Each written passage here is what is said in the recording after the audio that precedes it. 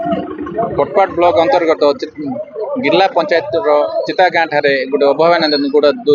घटना घटी से नहीं कि 2 जन आज जो माछ धरवा जाकि 2 जन आज बुड़ी मरी जाती जनकर ना है डुमर पूजारी आउ जन निखोज अच्छा जहाँकि चित्रागुड़ार से एवं पर्यंत आमर फायर बाला आसी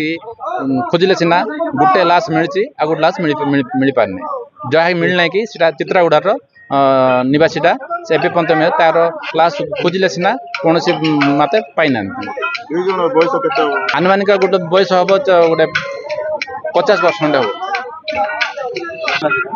हम मैंने माछ जाल लगे जाल लगे माछ धरवा जाते माछ धर धरू जा बुड़ी जाइए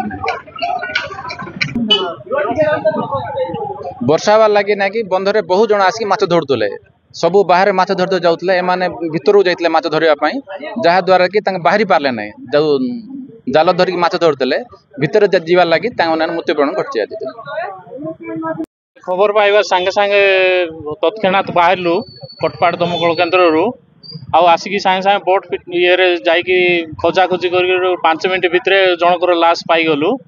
आउ जनकर लाश वर्तमान पर्यंत मिली ना कारण अंधार हो गला अंधार तो खोजी हेनी तेणु काली सकाळे आउ थोड़े आम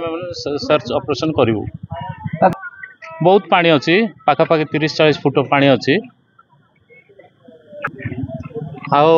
गाँ लोक गोटे सचेतन वार्ता आम तरफ अच्छी आपण मैंने मद्यपान करके पानी भीतर को जाऊँच माछ धरवाई कि कौन ये करने दयाक मद्यपान कर पानी भीतर को जातु ना कारण एठारे बहुत गभीर अच्छी पानी आज तो 2टा जीवन गला भविष्य में जमी कौन दुर्घटना न घटे से आपण मैंने सचेतन हेबे। धन्यवाद।